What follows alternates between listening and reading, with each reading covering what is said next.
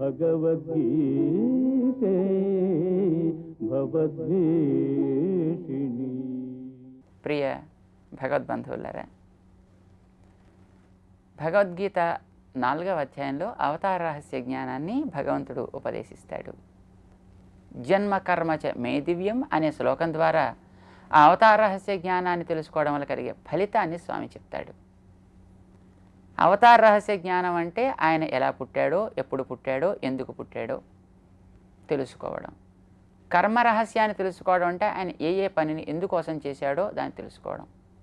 అది ఊరూరికే పైపైన తెలుసుకోవడం కాదయా, తత్వతః వేత్తి వాస్తవికంగా దానిని ఎందుకోసం అలా చేశాడు అనేటటువంటి దాన్ని తాత్వికంగా తెలుసుకోవడం అది అవసరం అని అంటాడు.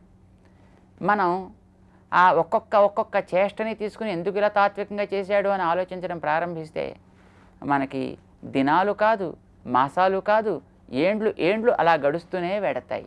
ఎందుకంటే ఆయన చేసిన చేష్టలు ఎన్ని చేష్టలు కనుక ఒక్కొక్క చేష్టకి వెనకాతల ఎంతెంత విషయాన్ని తను మనకి అందించాడు కనుక అన్నిటిని మనం తెలుసుకోవడం ఎట్లాగూ సాధ్యం కాదు. కానీ 1-2 విషయాల్ని మాత్రం మనం తెలుసుకుందాం అని ప్రయత్నం చేశాం. వాటిని తెలుసుకునేటటువంటి ఉద్యమాన్ని సాగించాం. కృష్ణావతారంలో మనం ప్రధానంగా తీసుకున్నాం. ఆయన చేసిన ఉపదేశాన్ని మనం భావిస్తున్నాం కనుక ఇది కేవలం కృష్ణావతారానికి మాత్రమే పరిమితం కాదు. మనం వామనావతారాన్ని తీసుకున్నా ఇంతే,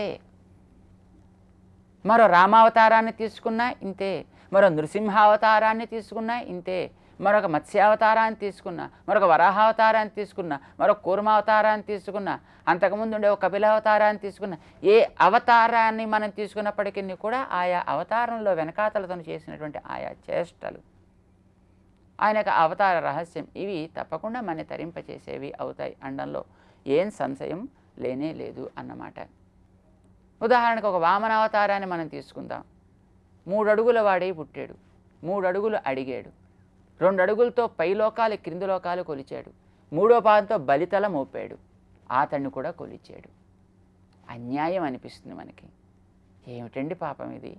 ఎవడైతే ఇచ్చాడు తిన్నింటి వాసాలు లెక్క పెట్టినట్టుగా తనకి శుభమాని 3 అడుగులు ఇస్తే ఆయన తల మీదే కాలు మోపి ఆయనకు కూడా చోటు లేకుండా చేశాడే అని మనకు అనిపిస్తుంది. ఇది ఆశ్చర్యం. అయితే కథలో ఆయనకి ఏం లేకుండా చేసినట్టు మనకి అనిపించలేదు. తన తల మీద కాలు మోపిన తర్వాత నీకు పరిపాలించదగినటువంటి స్థానం బై రసాతలం కనుక నిన్ను అక్కడికి రాజుగా చేస్తున్నాను అని పంపించి ఆ రసాతలంలో బలిచక్రవర్తిని రాజుగా నియమించి తనే స్వయంగా అతని దగ్గర ద్వారపాలకుడి కింద ఉన్నాడు అని రావణాసురుడు తర్వాత చూశాడు అనే విషయం మనకి శ్రీరామాయణం తెలియజేస్తోంది. ఏమిటి ఇలా అడగడం? ఏమిటి ఆ 3 అడుగులు అనే 3 పాదాలు ఎందుకు ఆయన అడిగినట్టు అని మనకు అనిపిస్తుంది. నిజానికి బలిచక్రవర్తి గొప్ప దానాలు చేశాడు. ఆ చేసిన దానాల చేత ఇహలోకంలో వాళ్ళందరికీ అభిమానాన్ని పొందాడు. దానాలకి తాత్కాలిక ప్రయోజనం ఏం ఉండకపోయినప్పటికీ కూడా అంటే తనకి శ్రేయస్సు కోసం తర్వాత తనకి ఉపరితన లోకాలన్నీ వస్తాయి అంటూ ఇహలోకాల్లో ఇప్పుడు తర్వాత పైలోకాల్లో కూడా తనకు కావాలి అని తన యొక్క మమతని అంతటా పెంచుకున్నాడు. అన్ని తన మమతలో చేర్చుకున్నాడు. ఇదంతా నేను పొందాలి అని తాను అనుకున్నాడు కనుక ఆయనకి అహం మమ అనే 2 కూడా పరిపూర్ణంగా ఉన్నాయి. ఇవి 2 చాలా చెడ్డవి అని అంటారు మన శాస్త్రకారులు. 2 అక్షరాల 2 పదాలు మన చాలా పాడు చేసేవి. ఒకటి అహం, 2 మమ అని అంటూ ఉంటారు వాళ్ళు.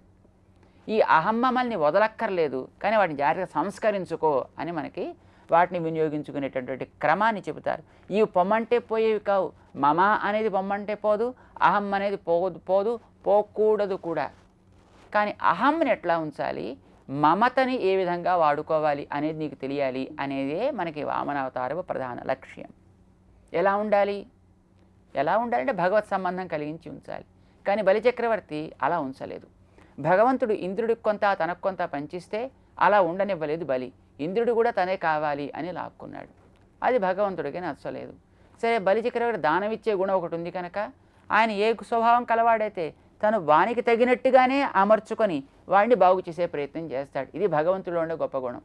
ఎవడిలో ఏ రకమైనటువంటి దోషగుణం ఉన్నప్పటికీ కూడా దానికి తగినట్టుగా అతనికి కష్టం కలగకుండా అతని మంచి మార్గంలో పెట్టడం అన్నమాట. ఇది ఎంత గొప్ప గుణమో. అందుకే యాచకుడై తను వెళ్ళాడు. 3 అడుగులు కావాలి బలి నాకన్నాడు. ఆయన ఇస్తానన్నాడు బలిచక్రవర్తి. పుచ్చుకున్నాడు దానం. బలిచక్రవర్తి నాది నాది అనుకుని ఇహలోకాన్ని పరలోకాన్ని కూడా ఆక్రమించుకున్నాడే. ఇవి రెండు ముందర తొలగించాలి.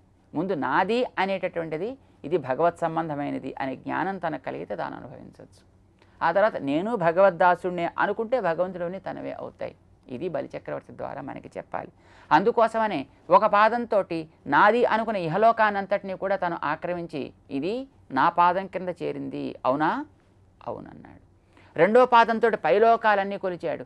నువ్వు పైలోకాలన్నీ నేను సంపాదించుకుంటా అనుకుంటున్నా అవన్నీ కూడా హే బలి నా పాద సంబంధం కలిగినవే, అవునా? అవును అన్నాడు. ఇక బలిచక్రవర్తి నాది అనుకునేది తన స్వత్వం పోయి భగవత్ స్వత్వం కింద మారింది. ఇప్పుడు అయితే అనుభవించేవాడిని మాత్రం నేనే అనేటువంటి అహంకారం అయితే ఇంకా బలిలో పోలే. అబ్బాయి అహం అనేటటువంటిది మూడో పాదం ఎక్కడ పెట్టమంటావో మరి ఇంకా తన తల తప్ప మరొక చోటు దొరక్కపోవడం చేత తల మీద మోపమన్నాడు. తల మీద మోపాడు స్వామి పాదాన్ని. ఇప్పుడు బలిచక్రవర్తి ఉన్నాడు, పాదం కింద చేరి ఉన్నాడు. పాదం కింద చేరిన వాడిని మనం దాసుడు అని అంటాం. కనుక ఈ అహం ఉంది, కానీ ఇది దాస అనేటటువంటి భావానికి లోనై ఉంది. అంటే ఒకసారి తల ఎత్తి గర్వం తగ్గింది, దాంభిక ప్రవృత్తి తగ్గింది, వినయము విధేయత ఏర్పడ్డాయి. కనుక వినయ విధేయతలతోటి కూడుకున్నటువంటి అహం ఉండొచ్చు, అవి లేని అహం పనికిరాదు. భగవత్ సంబంధం కలిగిందనే జ్ఞానంతో ఈ లోకాలు పై లోకాలు నువ్వు తీసుకోవచ్చు, కానీ అది లేకుండా నీకు ఉండడానికి వీల్లేదు. ఇది తాను చెప్పాడు మూడు పాదాలతో కొలిచి. ఇది తత్వం అంటాను దాన్ని. దీన్నే భగవద్గీతలో కొంచెం ముందుకు పెడితే మనకి చాలా చక్కగా స్వామి చెబుతాడు. ఒక శ్లోకంలో 9వ అధ్యాయంలో యత్ కరోషి యదశ్నాసి యజ్జుహోషి తదాసియత్ యత్ తపస్యసి కౌంతేయ తత్కురుష్వ మదర్పణం అని చెప్పాడు. అక్కడ బలిచక్రవర్తి దగ్గర చేశాడు, ఇక్కడ చెప్పాడు. అంటే భగవద్గీతని లక్షణ గ్రంథం అని అంటుంటాం అన్నమాట మనం. అంటే ఇందులో ఏమేమిటి ఎట్లా ఉండాలి అని లక్షణాలన్నీ డెఫినేషన్స్ అని ఇచ్చేస్తాడు. ఈ ఇచ్చిన డెఫినేషన్స్ అన్నిటినీ కూడా తను ఆయా అవతారాల్లో చేసిన అనేక రకాలైనటువంటి కర్మల ద్వారా, అనేక రకాల లీలల ద్వారా, అనేక రకాల చేష్టితముల ద్వారా తను దాన్ని నిరూపిస్తాడు. అంటే అక్కడ ప్రదర్శన, ఇక్కడ లక్షణాన్ని ఉపదేశం చేయడం. ఏం చెప్పాడు ఆయన? ఒక్కొక్క శ్లోకంలో 4 పాదాలు ఉంటాయి. ఆ 4 పాదాల్లోనూ 8 అక్షరాలు ఉంటుంటాయి అన్నమాట. ఈ అనుష్టుప్ శ్లోకానికి సంబంధించింది. అయితే ఇందులో అనుష్టుప్ శ్లోకాల్లో స్వామి చెప్తాడు 3 పాదాలు కోరాడు, అది ఏం చేయాలో చెప్పాడు. 3 పాదాల్లో కోరడం 3 అడుగుల్ని కోరడం అని అంటారు మన ఆచార్యులు, మన పెద్దలు. ఏమిటి కోరాడు 3 పాదాల్లో? మొదటి పాదంలో ఏం కోరాడు? యత్ కరోషి యదశ్నాసి, పని చేయడం, తినడం. అంటే చేయడం, అనుభవించడం, సంపాదించడం, అనుభవించడం. ఈ లోకంలో ఇవి రెండే కదా పనులు మనకి. పని చేస్తాం, సంపాదిస్తాం, అది ఏదైనా కావచ్చు కాక. కనుక చేయడం, పొందడం, ఇవి రెండు ఇహలోకంలో. హే అర్జున, యత్కరోషి యదశ్నాసి, పని చేస్తూ ఏది నువ్వైతే అనుభవిస్తున్నావో అవన్నీ నాకు అర్పించు. ఒక పాదం అయిపోయింది, ఒక అడుగు కోరాడు. యజ్జుహోషి దదాసియత్, ఏదైతే హోమం చేస్తున్నావో, ఏదైతే దానం చేస్తున్నావో, హోమదానాలు అనేవి పైలోకాల్లో శ్రేయస్సు కోసం. అంటే పైవన్నీ తనం అనుకున్నాడు ఆయన. అయజ్జుహోషి యద్దదాసి తత్కురుష్వ మదర్పణం, హోమదానాదులు నా కోసం చేయి, నాకు అర్పిస్తూ చెయ్యి. రెండవ పాదం అడిగాడు ఆయన. అంటే 2 పాదాలు అయిపోయాయి. ఇక 3వ పాదం ఎక్కడ పెట్టమంటావు? యత్తపస్యసి కౌంతేయ, ఏదైతే నీవు ఆలోచన చేస్తున్నావు, తప అంటే ఆలోచన, తప అంటే కొంచెం తగ్గించడం, కొంచెం దాన్ని కృషింపచేయడం అని అర్థం అన్నమాట. శరీరాన్ని కృషింప చేసుకోవడం శాస్త్రీయమైన విధిలో ఏకాదశి మొదలైన వాడి ఉపవాస ద్వారా ఒక తపస్సు అంటారు. భగవత్ సంబంధమైన మంచి విషయాన్ని ఆలోచించడం ఒక తపస్సు అని అంటారన్నమాట. మంచి భగవంతుడే నాకు సంపద అనుకోవడం కూడా ఒక తపస్సు అని అంటారన్నమాట. తనని భగవంతుడికి అర్పించుకోవడం న్యాసము అంటారు, అది కూడా ఒక గొప్ప తపస్సు అని అంటూ ఉంటారు. ఇలాగా యత్ తపస్యసి, ఏది నువ్వు అర్పిస్తున్నావో అది విలువైనటువంటి ఆత్మవస్తువుని నాకు అర్పించు. నన్ను ఐశ్వర్యం అనుకో, నా గురించి ఆలోచన చేయి, నువ్వు చేసేటటువంటి నియమపాలనంతా కూడా నా కోసం చేయి, అది తపస్సు. తద్వారా ఆత్మ తరిస్తుంది. ఈ ఆత్మ భగవత్ సంబంధం కలిగినది కనుక ఇది అహంను అర్పించుట. ఇది 3వ పాదం. ఈ 3 పాదాల్లో ఆయన చెప్పింది తత్పురుష మదర్పణం, నాకు కావాలి అని అడిగాడు, నాకు అర్పించు. దీన్నే మన వేదాంత తీసుకునేటువంటి పూర్వ ఆచార్యులు చాలా అందంగా ఒక మంత్రం కింద మార్చి మనం రోజు దీన్ని అనుసంధానం చేసుకోవచ్చు అని అంటారు. అందులో ఆయన నువ్వు అని చెప్పాడు. మనం చెప్పినప్పుడు నేను నేను నీకు అర్పిస్తున్నాను అని అంటాం అన్నమాట. ఆయన భగవంతుడు కదా, ఆయన భగవద్గీతలో చెప్పినప్పుడు ఆయన శ్రీ భగవాను వాచ అని అంటుంటాం. ఆయన మనని అడ్రస్ చేసినప్పుడు మనని ఆయన్ని అడ్రస్ చేస్తాం. అది ఇలా చెప్పచ్చును అని అంటారు. ఏమని? యత్ కరోమి యదశ్నామి యజ్జుహోమి దదామి యత్ యత్ తపస్యామి గోవింద యత్ తపస్యామి భగవన్ తత్కరోమి త్వదర్పణం. అది నేను నీకు అర్పిస్తున్నానయ్యా అంటూ మనం దీన్ని ఇదే అర్పణ మంత్రం కింద మన పెద్దలు చాలా చక్కగా దీన్ని మనకి అందిస్తూ ఉంటారన్నమాట. ఇలాగా ఒక చేష్ట, ఒక వామన అవతారం ద్వారా తను చేసినటువంటి ఒక కర్మ తాత్వికంగా మనం గుర్తించినట్టయితే మన నిత్య జీవితంలో దాన్ని అమలు పరుచుకోగలిగితే తద్వారా మనకు ఉండేటటువంటి ప్రాచీనమైనటువంటి దోషాలు తొలగిస్తుంది, అజ్ఞానం ఏర్పడకుండా చేస్తుంది, మనం తరించేట్టు చేస్తుంది. ఏ అవతారం మనం తీసుకున్నా, ఆయా అవతారం ఏ చేష్టని మనం తీసుకున్నా అది మనకి ఉపకారకమే. మన కోసం భగవంతుడు పడ్డ శ్రమే మనకి దాంట్లో కనిపిస్తుంది. భగవంతుడిలో ఉండే జాలి, దయ మనకు కనిపిస్తాయి. ఇది హృదయం ఉన్న వాళ్ళకి కనిపిస్తాయి. అంచేత అర్జున తత్వతః యో వేత్తి, ఎవడైతే వాస్తవికంగా తెలుసుకుంటాడో, త్యక్త్వా దేహం, వాడు దేహాన్ని తప్పకుండా వదులుతాడు. దేహాన్ని వాడు వదలవలసి ఉంటుంది. వాడు ఆ దేహంలోనే ఉండిపోయి అనుభవించడు. పునర్జన్మనైతి, అయితే ఇది వదిలిపెట్టి మళ్ళీ ఇంకొంచెం ఎక్కడో పుట్టేయడం అనేది ఉండదు. మళ్ళీ ఇలాంటి కర్మబంధంలోకి వాడు రాడు. మరి ఏమవుతాడు? మామేతి, నేను ఏ రకమైనటువంటి దివ్యమైనటువంటి మంగళ విగ్రహాల్లో నిత్యానందాన్ని పొందుతున్నానో ఆ స్థితిని వాడు పొందుతాడు అని శ్రీకృష్ణుడు దాన్ని నిర్ణయం చేశాడు. అంటే ఇందులో త్యక్త్వా దేహం, దేహం వదిలి అని ఎందుకంటే చెప్పడం, ఇదో పెద్ద సందేహం మనకి. దేహం వదిలిన తరువాత మళ్ళీ ఇంకొక జన్మ ఎత్తాడు.